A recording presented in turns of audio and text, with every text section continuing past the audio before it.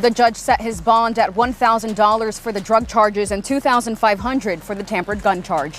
Yes, I'm a star. I'm an island boy, put my vest on, yeah, like a wagwan man, try to make it to the top. I'm an island boy. What would you do if overnight, millions of people suddenly knew your name? You don't touch me or what? Bro, what? Oh my God! What the fuck? I don't care, bro, you profiling me. If one ridiculous freestyle in a swimming pool could land you instant fame, endless money, and opportunities most people only dream of, for the Island Boys, the answer was simple. Absolutely everything wrong. TikTok personality known as Kodiak Red is in trouble with the law again. The judge gave Frank Venegas bail this afternoon for having a gun without a serial number and oxy pills. Two tattoo-covered twins with palm tree hair went viral in 2021 for crooning a painfully bad poolside rap. Cause I'm an island boy, and I've been trying to make, oh, I'm an island boy.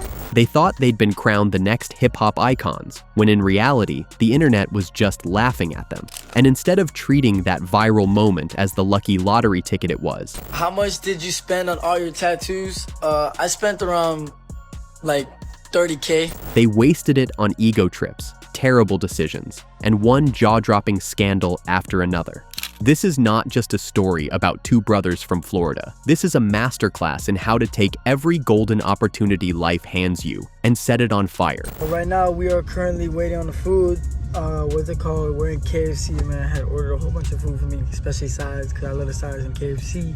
In the next few minutes, we're breaking down the shocking rise and spectacular fall of the Island Boys, exposing how they ruined every chance at success, and showing you exactly what they should have done if they wanted to stay rich, relevant, and respected. I'm sliding all day, I'ma slice some. Because if there's one thing their story proves, it's this: viral fame is a blessing, but stupidity is forever. We've been called that a whole lot. Yeah, that's stupid. We've been called that a whole lot, by the way. No, with hard eyes though. Ooh, you like that shit, huh? It all started in October 2021 with two shirtless twins in a Florida pool, hair styled like tropical palm trees, warbling out the words, "'Cause I'm an island boy." I'm an island boy, put my vest on, yeah, like a wagwan man, try to make it to the top. I'm an island boy. And somehow, the internet stopped and stared. The video exploded, racking up millions of views in days. Not because it was good, not because it was catchy, but because it was so unbelievably bad that people couldn't look away. The Island Boys had just won the meme lottery. From the Caribbean, que yo soy cubano. I'm an island boy, put my vest on, yeah. But here's where reality and delusion split paths. To the rest of the world, they were a punchline, something you send your friend at 2 a.m. for a laugh. To the Island Boys, though, they thought they were on their way to being rap legends. They strutted online, flexed cash, and acted like they had just dropped the next Old Town Road, except they hadn't. Hello, tell, where are bread, like a train. They had one bad freestyle and a window of opportunity that was closing faster than their attention span. Their first big mistake? Timing. Instead of immediately releasing a polished version of Island Boy on Spotify, Apple Music, and YouTube, capitalizing on the insane wave of attention, they waited. Weeks went by. Cause I'm an island boy, and I'm just trying to make it. Oh, I'm an island boy. Hey, I'm just island boy. I'm just island boy. By the time they finally pushed out a full track and music video, the internet had already moved on to the next shiny meme. Think about it. Lil Nas X rode Old Town Road from TikTok snippet to record-breaking Billboard hit within weeks. Ice Spice turned a single viral catchphrase into a whole career. The Island Boys? They sat in the pool, thinking the world would wait for them. Spoiler, it didn't. Cause I'm an island boy, and I've been trying to make it. Oh, I'm an island boy. And the missed opportunities didn't stop there. Imagine if they had dropped merch right away. Shirts with Island Boy printed across them, palm tree wigs, or ironic beach towels. I'm just island boy. I'm just island boy. I'm just keep on going. You're gonna keep that going. Teens would have eaten it up. Or what if they leaned into the joke with self-aware humor? They could have collaborated with other TikTok stars, made parody videos of themselves, or even done a remix with an actual reggae or dancehall artist to give the track some legitimacy. Instead, they doubled down on pretending they were serious artists, and the joke started wearing thin. What they should have done is obvious. Embrace the meme, monetize the meme, and evolve the meme. Baby girl, would you come away? I'm a Florida boy, I've been waiting for so long. They could have built a quirky fan base by being in on the joke instead of the butt of it. Instead, they mistook mockery for admiration, acted like they were untouchable superstars, and let the biggest viral wave of their lives crash before they ever learned how to surf. So we had TGI Fridays. I got me some sliders. And if you think missing out on a once-in-a-lifetime viral moment is bad, wait until you hear about the record deal they turned down, because somehow the Island Boys thought they were too good for Kodak Black. So the twins already fumbled their first bag, but don't worry, life handed them a second golden ticket. On some rock star shit. I take a shower and go right back, tie me up again. Yeah, I'll be sitting out for 17 hours straight up. Oh, I'm getting too cold. This time, it wasn't just viral hype, it was Kodak Black, one of Florida's biggest rap success stories, reaching out with an actual record deal. Imagine that, a platinum rapper offering to mentor you, sign you to his label, and open doors into the real music industry. You fuck with me, then why you got me doing time? If you fuck with me, then why you got me slinging nine? For most struggling artists, that's like winning the lottery twice in the same week. But the Island Boys? They looked at Kodak's offer and said, "Nah, we're good." Seriously, their reasoning? They already had racks. These 20-year-olds, who had exactly one viral meme song, decided they were basically music moguls who didn't need a label. They bragged about being independent, like they were Jay-Z, except instead of building an empire, they were renting an Airbnb mansion with other TikTok clout chasers. Do you boys feel like you have an inherent musical gift? Inherent. Born with it? I mean, I've been singing since I was a little kid. He has too. Do you have that it factor? Yes, I'm a star. Yeah, we do. And Kodak didn't take the rejection well. At first, he tried to help, but when they started acting too cool, the relationship soured. Suddenly, Kodak was clowning them on Instagram Live, calling them ungrateful, and questioning their street cred. Think about how insane that is. My old girl said that stay far away from them niggas. Please. They turned a potential mentor into an enemy before their careers even started. It's like being handed a parachute mid-freefall and throwing it back because you think flapping your arms is just as good. What they should have done is so painfully obvious it hurts. Sign the deal, or at least meet Kodak halfway. Even a short-term contract or a single collaboration would have been a massive credibility boost. So I wanted to ask you the question, like, do you guys regret walking off that podcast? No, I wouldn't regret it. I went probably 5 times more viral than in that podcast than I probably would have if I just would have had like a regular sit down and talk. Imagine Island Boy Remix featuring Kodak Black dropping while the song was still hot. That track would have gone nuclear, and suddenly the Island Boys wouldn't just be TikTok clowns. They'd have a cosign from a legit rapper. That kind of backing could have stretched their 15 minutes into a year, maybe more. Plenty of viral artists have extended their shelf life by working with bigger names. Lil Nas X brought in Billy Ray Cyrus for his remix. Even Rebecca Black, with her infamous Friday, leaned on professional production to turn a joke into chart placement. The Island Boys? They told Kodak Black, "We're good," and went back to flexing fake money on Instagram. We started off by just showing us like with our underwear on Twitter, and they're like, people were like, it was almost like they're like, "You guys won't kiss." And I thought about it like for a couple days, and I'm like, wait, that'd be a good idea. Like something to talk about, because people really don't like us. So like, hey, look, we got something on them. They kissed each other. So we kind of knew it would go viral. And if turning down Kodak wasn't enough proof that they had no clue how to handle fame, what happened next was even worse. Because when they finally stepped on a stage to perform in front of a real crowd, the internet laughed harder than ever. At this point, the Island Boys had convinced themselves they were more than a meme. They were artists. And what do artists do? They perform. I say, baby girl, we'll take off on a jet. White out, baby, you can see the how it flicks. So naturally, they booked one of the hottest venues in Miami, Club LIV. The crowd was paying premium money for bottle service and big-name entertainment. Instead, they got two twins mumbling, "I'm an island boy," on loop like a broken record. The result? Instant disaster. The crowd booed. People heckled. Drinks may or may not have been thrown. Clips went viral, but not in the way they hoped. This wasn't support. This was the internet collectively saying, "Yep, we were right. These guys really are talentless." If their first viral video made them famous for being bad, their first live show confirmed it.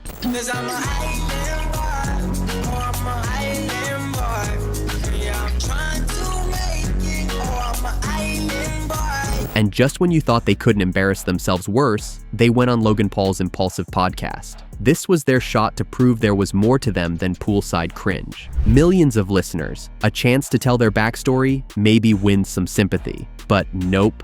About 25 minutes in, co-host George Janko gave them the most harmless advice possible. Maybe invest some of that jewelry money so you'll never go broke. You know, basic adult logic. I think you guys take all of your jewelry assets and invest it in something, so you guys will never ever be broke again.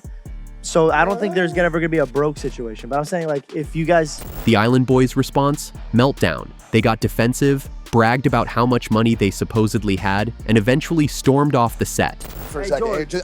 Hold on. No, hold on. Hold on. Podcast. No. Here, I'm moving for you. I was giving you nice advice, bro. I agree with that. Alex even puffed his chest and threw out the immortal line, "You know I'm thugging, bro, right?" to Logan Paul. On camera, the same Logan Paul who's been roasted by the entire internet and survived. You can't make this up. By the time the dust settled, they weren't just a meme anymore. They were arrogant divas who couldn't handle advice. If it doesn't work out for my career, I have backups. Hey, you don't have to walk out. I'm down to talk, but does this guy have to be in there? Yo, what did I say that offended you guys so much? I think it was a miscommunication. I want to know. No. Before you come back, I want to know what you thought was wrong. I want to know how much it was. The Paul brothers, who could have been powerful allies, turned on them. Fans who might have laughed with them decided to laugh at them even harder. And Logan summed it up best once they left. It's all a shtick. The whole thing's a shtick. You win stupid prizes. And by ask you something, I mean tell you something. What they should have done is so simple. Play it cool. Smile, thank George for the advice, crack a joke about investing in palm tree wigs, and keep the vibe light. They could have charmed millions by being self-aware clowns with a bit of humility. Hell, if they kept Logan and Jake on their side, they might have landed influencer boxing matches, collaborations, or even more podcast appearances. Instead, they nuked the bridge live on air and confirmed that arrogance was their brand. No, I said if God forbid it doesn't work out, who are you? What's happening here? Who's this guy? And if you think the podcast disaster was rock bottom, think again. Because the next chapter was all about clout chasing, non-stop feuds, and surrounding themselves with exactly the kind of people guaranteed to drag them down. After torching bridges with Kodak Black, the Paul brothers, and pretty much anyone offering actual advice, the Island Boys doubled down on the only strategy they knew: drama. If you weren't beefing with them online, were you even relevant? Are you trying to be confidential informant? Yeah, he's a confidential informant. Because he look like you. That's why we're Andrew Tate. He never visited Andrew Tate. He never called him. They started picking fights with Bryce Hall, chirping at Snoop Dogg, and throwing tantrums at random influencers on TikTok Live. Their secret weapon? Thin skin. The slightest joke or criticism would set them off into all-caps rants, threats, and cringe-worthy clapbacks. Now that you say it, you're right. Fort Lauderdale Airport, we show you what real gangsters do. Oh yeah, please do. Show me in the boxing ring. Fuck out of cameras, because I don't even do this anymore. Instead of collaborations, they built a reputation as two walking arguments with palm tree hair. And the drama wasn't just online. In 2022, police literally raided their home and arrested a friend in connection with a murder. Just let that sink in. Your career depends on public image. And instead of surrounding yourself with managers, producers, and mentors, you've got a wannabe gangster friend who drags you into a headline reading, "Island Boy's house raided by police." If you were writing a manual on how to scare off brand deals, that's chapter 1. What they should have done. Easy. Build alliances instead of enemies. They had millions of followers. Plenty of creators would have jumped at collabs. They could have leaned into self-deprecating humor, roasting themselves the way the internet was already roasting them. Yeah, then it's gonna be my turn and shit like that. I'm gonna get my face tatted, like on the cheek and everything like that. Imagine them teaming up with comedians or meme channels, turning Island Boy into a running joke they controlled. They could have rebranded as lovable clowns instead of unlikable loudmouths, but no. They treated every interaction like a boxing match, and every person like an enemy, which is ironic, because actual boxing could have saved them. If they'd swallowed their pride, they could have been on undercards for TikTok versus YouTuber events, cashing six-figure checks just for showing up. Instead, they were too busy starting fake beef with each other on Instagram Live, arguing over who really invented the Island Boy song. I'ma just Island Boy. I'ma just Island Boy. I'ma get key white grind. You're gonna keep that gun. I'll be just staring at the sun. I'm just out full gazing. And while they were burning bridges and chasing clout, something even more dangerous was happening behind the scenes. Their money was running out. At their peak, the Island Boys were pulling in absurd amounts of money. We're talking $40,000, sometimes even $60,000 a day. They were practically printing cash from cameos, TikTok lives, and viral hype. For most people, that kind of money is life-changing. Pay off your mom's house, invest in property, set yourself up for the future. But the Island Boys, they decided the best investment strategy was grills, diamond chains, rented Lambos, and Airbnb mansions. Instead of stacking wealth, they stacked jewelry receipts and Instagram flexes. And when people like George Janko told them to invest smartly, they laughed it off. Remember, these were independent moguls. What could possibly go wrong? Well, everything. Within months, the daily paychecks slowed down, bookings dried up. The audience that once loved clowning on them found new memes to mock. I'm a Florida boy, I've been wildin' for so long. Suddenly, that $60,000 a day lifestyle had a small problem. No more $60,000. But the bills, still very real. They even made the single dumbest financial move imaginable. They sold the rights to the Island Boy song. The one thing, literally the only thing, that gave them any staying power. It's like McDonald's deciding, you know what? Let's sell the rights to the Big Mac. We'll just figure something else out. Spoiler, there was nothing else. As if that wasn't enough, their former manager came forward saying they owed him $150,000. Suddenly, the boys who swore they'd never go broke were scrambling to cover overdue car payments and slashing their cameo prices from $135 to just $30. That's right. The self-proclaimed superstars went from charging rapper money to bargain bin rates, desperate for anyone to buy a shout-out. What they should have done is obvious. Diversify. She said she wanna be an island girl. I just wanna take her to a trip to paradise. Keep cameo money rolling while investing in safe, boring stuff like real estate, or even fun, meme-friendly ventures like merch or YouTube vlogs. They could have created a lifestyle channel, leaned into comedy, maybe even built a quirky brand like Nelk or Steve-O. Anything would have been better than flexing fake wealth until reality caught up. But instead of building a safety net, they burned through every dollar like it was infinite. And when the money finally disappeared, they resorted to the kind of stunts that made even their harshest critics say, okay, that's just gross. By 2023, the Island Boys had officially hit desperation mode. With money drying up and relevance fading, they needed something, anything, to get people talking again. And what did they come up with? A joint OnlyFans account. Yes, you heard that right. Two twin brothers decided the best way to reboot their careers was to post increasingly disturbing content together, all in the name of going viral.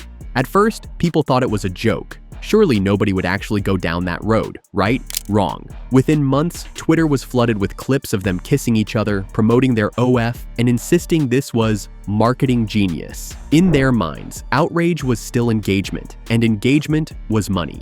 I don't even know any female twins or female sisters that hook up with each other. And I know a bunch of sisters who are in porn, but not that hook up with each other. Like, that's a line that they won't cross. The internet, however, wasn't impressed. Even their haters, who had clowned on them for years, looked away in disgust. When you've lost the hate watch crowd, you know you've crossed a line. And if the OF stunt wasn't enough to tank what little respect they had left, their legal troubles sealed the deal. Franky, Kodiak Red, racked up arrests for domestic battery, drug possession, and carrying an unregistered firearm. Headlines about court appearances and bail hearings replaced any chance of music coverage. TikTok personality known as Kodiak Red is in trouble with the law again. Meanwhile, Alex was posting TikToks from his newborn's hospital bed, using his sick child's condition to farm views. The optics? Worse than catastrophic. What they should have done was painfully simple. Stop. Take a break from the spotlight, get therapy, clean up their image, and attempt a redemption arc. Plenty of stars have been clowned before. Logan Paul bounced back. Soulja Boy turned his meme status into longevity. Even Rebecca Black reinvented herself as a respected indie artist. The Island Boys could have leaned into reality TV, influencer boxing, or goofy YouTube comedy. They could have staged a comeback tour based on irony and self-awareness. But instead, they doubled down on the shock factor until even the internet's appetite for chaos ran dry. By this point, they weren't just the punchline of a joke. They were the warning sign, proof that chasing clout at any cost eventually leaves you with nothing, except maybe a court date. And as the scandals piled up, the final collapse was inevitable. The Island Boys weren't just broke, they were broken. By 2024 and 2025, the Island Boys weren't rappers, weren't influencers, weren't even memes anymore. They were just walking cautionary tales.